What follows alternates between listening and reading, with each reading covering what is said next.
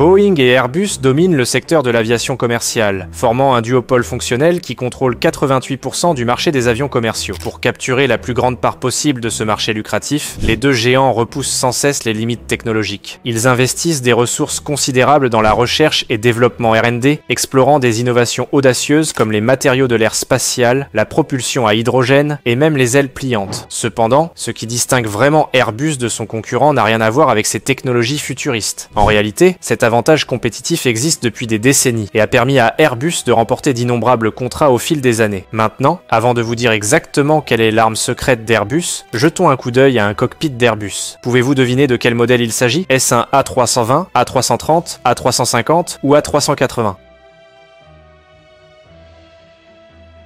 D'accord. Maintenant que vous avez jeté un coup d'œil, avez-vous pu déterminer de quel type d'avion Airbus il s'agit réellement? Eh bien, il s'avère que c'est en fait une question piège. Ce que je viens de vous montrer n'est pas le cockpit d'un seul avion Airbus, c'était un mélange de pratiquement tous. Mais à moins que vous ne soyez un pilote expérimenté d'Airbus, il y a de fortes chances que vous n'ayez pas pu faire la différence, et c'est entièrement voulu. Vous voyez, l'arme secrète dont je fais allusion, celle qui donne à Airbus un si grand avantage, est la commonalité du cockpit. C'est la pratique d'utiliser les mêmes systèmes, interfaces et configuration de cockpit à travers différents types d'avions. Boeing et Airbus exploitent tous deux cette pratique dans une certaine mesure. Par exemple, les cockpits des 737 MAX et 737 NG sont pratiquement les mêmes, et c'est aussi le cas pour l'A320 et l'A320 Neo. Mais ce que vous ne réalisez peut-être pas, c'est à quel point Airbus pousse cette pratique, et à quel point elle imprègne toute leur philosophie commerciale. Leurs cockpits ne sont pas seulement similaires au sein des familles individuelles, ils sont similaires à travers toute la gamme de produits, du relativement petit A320 à l'énorme A380. D'accord, mais jusqu'à quel point ces similitudes vont-elles? Sont-elles simplement cosmétiques? Eh bien non. Lorsque vous entrez dans un cockpit d'Airbus, les commandes sont très similaires pour le pilote. Vous trouverez exactement le même manche latéral, les mêmes manettes des gaz, le levier de volée est le même et les freins de vitesse. Les principaux écrans, ils se ressemblent, comme les directeurs de vol, l'affichage de la navigation, la façon dont la météo est affichée et la façon dont le terrain est affiché. C'est à peu près le même dans toute la flotte. D'accord. Il semble donc que l'architecture commune du cockpit d'Airbus est bien plus qu'une simple apparence superficielle. Et pour un pilote, cela rend sa vie beaucoup plus facile. La philosophie de conception des cockpits Airbus ne fait pas seulement le bonheur des pilotes, elle profite également grandement aux compagnies aériennes. La formation des équipages, qui peut coûter des dizaines de millions de dollars par an, représente un fardeau colossal. La standardisation des cockpits chez Airbus contribue à alléger cette charge. Pour donner un peu de contexte, il faut généralement environ 5 semaines pour qu'un nouveau pilote obtienne une certification de type sur un avion commercial. Et ce délai est similaire si un pilote passe d'un avion d'un autre fabricant. En revanche, passer d'un modèle à un autre au sein de la famille Airbus est un processus beaucoup plus fluide et efficace. Lorsqu'un pilote est en transition, la seule chose qu'il devra apprendre est comment gérer toutes les informations, comment les obtenir, comment les organiser. Donc lorsque vous êtes qualifié sur l'A330 ou l'A350, vous suivez un cours supplémentaire de 8 jours et vous pouvez être qualifié sur les deux avions sous la même qualification de type. Bien sûr, l'A330 et l'A350 sont assez similaires en taille, mais même si vous passez par exemple du petit A320 au gigantesque A380, le processus est encore assez court. Cela n'est pas seulement dû à la similarité de leur cockpit,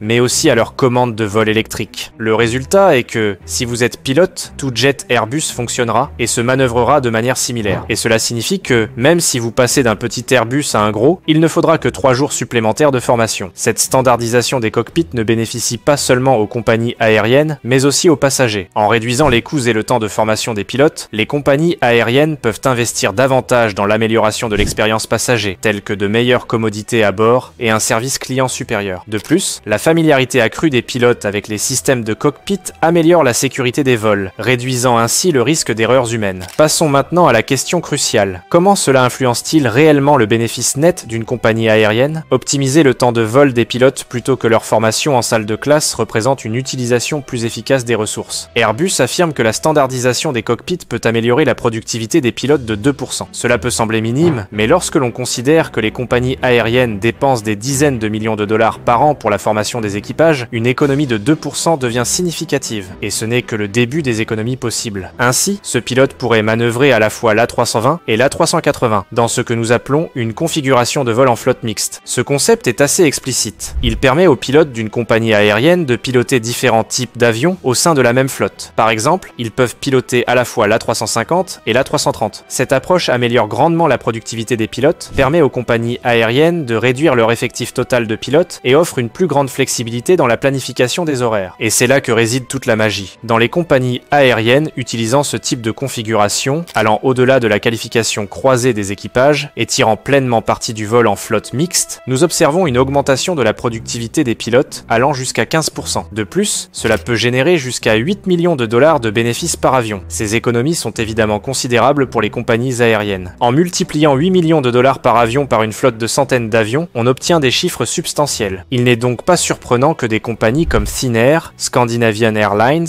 Iberia et d'autres soient restées fidèles à Airbus. Chacune de ces compagnies a acheté son premier jet Airbus il y a des années. Aujourd'hui, elles continuent d'en acheter davantage pour maintenir leur coût bas. C'est une énorme victoire pour Airbus. En créant cet écosystème, ils ont réussi à fidéliser ces acheteurs récurrents. Les clients actuels d'Airbus profitent déjà de la standardisation des cockpits, mais un autre groupe pourrait en tirer encore plus d'avantages. Les nouvelles compagnies aériennes en démarrage. Les passionnés d'aviation savent que lancer une compagnie aérienne est un défi monumental, avec des marges de profit extrêmement faibles et une concurrence intense. Pour survivre et prospérer, ces nouvelles compagnies doivent gérer leurs ressources de manière exceptionnelle. Starlux est un excellent exemple de compagnie aérienne qui réussit à relever ce défi avec brio. Starlux est une nouvelle compagnie aérienne basée à Taïwan, qui se démarque par ses ingrédients de succès uniques. Avec une direction expérimentée et une expérience à bord exceptionnelle, Starlux se distingue immédiatement. Cependant, la véritable réussite d'une compagnie aérienne ne repose pas seulement sur une expérience passager remarquable. Pour Starlux, l'obstacle majeur est la présence de deux grandes compagnies aériennes internationales sur une île de taille limitée. La clé de leur réussite réside donc dans leur capacité à maintenir des coûts bas tout en préservant leur service unique. Pour ce faire, Starlux a judicieusement choisi de collaborer avec Airbus. Starlux utilise une flotte entièrement composée d'avions Airbus, notamment les A321neo, A330neo et A350. Cette décision stratégique a permis à la compagnie de réaliser deux avancées majeures. Premièrement, en réduisant les coûts de formation, Starlux a pu allouer ses ressources limitées à l'amélioration de l'expérience passager. Les avions de la compagnie offrent des commodités impressionnantes telles que des sièges en apesanteur, un divertissement de style théâtre, une gastronomie raffinée et même des soins du visage à bord. De plus, ils ont investi dans un salon unique appelé Galactic Lounge, renforçant ainsi leur position sur le marché. Deuxièmement, la flotte Airbus a facilité l'expansion du réseau de Starlux. Bien que Taïwan soit petite, Starlux prévoit de s'étendre dans toute la région Asie-Pacifique, avec Taipei comme hub pour les connexions vers l'Amérique du Nord. La similitude des cockpits Airbus a simplifié l'intégration et la formation des équipages pour différents types d'avions, permettant ainsi une croissance et une diversification sans stress. Cette stratégie a porté ses fruits, Starlux ayant enregistré un bénéfice net de plus de 10 millions de dollars américains au premier semestre 2023. Le succès de Starlux bénéficie également à Airbus, renforçant la fidélité des clients et assurant des commandes stables à long terme. Lors du salon aéronautique de Singapour, Starlux a commandé 13 nouveaux avions Airbus, confirmant ainsi leur partenariat stratégique. Il est évident que la standardisation des cockpits constitue un énorme avantage pour Airbus et ses clients. Vous vous demandez peut-être si Boeing dispose d'une solution similaire. En bref, la réponse est, en quelque sorte. Ils possèdent une certaine cohérence dans leur gamme de produits. Par exemple, les cockpits des 757, 767 et 777 sont assez similaires. Cependant, à la différence d'Airbus, dont la conception des cockpits remonte à l'A320, Boeing n'a pas un tel héritage. Pour être juste envers Boeing, les choses évoluent. Leur futur 777X partage une grande partie de son architecture de cockpit avec le 787 et il semble qu'ils envisagent de baser la conception de leur futur cockpit sur celle du Dreamliner. Néanmoins, leur avion le plus populaire, le 737, constitue un obstacle. L'architecture de base des systèmes du 737 a peu changé depuis les années 60 et diffère considérablement de celle du 787. Tant que Boeing ne s'éloignera pas de la famille 737, Airbus continuera probablement à bénéficier de son avantage en matière de standardisation des cockpits. Cet avantage distinct devrait leur permettre de remporter des contrats à l'avenir. Qu'en pensez-vous? La standardisation des cockpits est-elle le plus grand atout compétitif d'Airbus ou y a-t-il autre chose? Faites-moi part de vos réflexions dans la section des commentaires ci-dessous.